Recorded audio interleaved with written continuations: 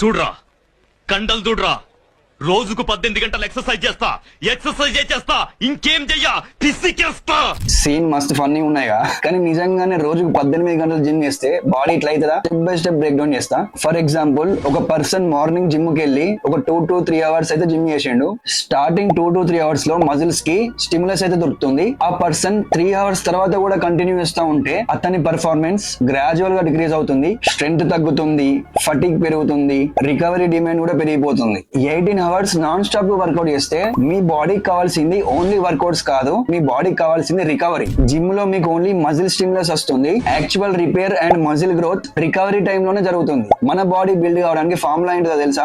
Training, nutrition, recovery. Training తో muscle కి stimulus దొరుకుతుంది, ప్రోటీన్ అండ్ క్యాలరీస్ తో మజిల్ బిల్డ్ అయ్యే మెటీరియల్ దొరుకుతుంది, ప్రాపర్ రెస్ట్ వల్ల మన బాడీ రిపేర్ అయ్యి మజిల్స్ అయితే బిల్డ్ అవుతాయి. సో ఇట్లాంటి కామెడీ సీన్స్ చూసి మీరైతే నమ్మకండి. నేను చాలా మందిని చూసిన morning and evening 2 times gym కి వెళ్తారు, కానీ వాళ్ళు నాకు రిజల్ట్స్ వస్తలేమని చెప్పి కంప్లైంట్ చేస్తూ ఉంటారు. దానికి రీజన్ ఇదే, మన బాడీకి రికవరీ లేకపోవడం. మీరు జిమ్ బిగినర్ అయితే మన పేజ్ ని ఫాలో చేసుకోండి, కలిసి మజిల్ బిల్డ్ చేసుకుందాం.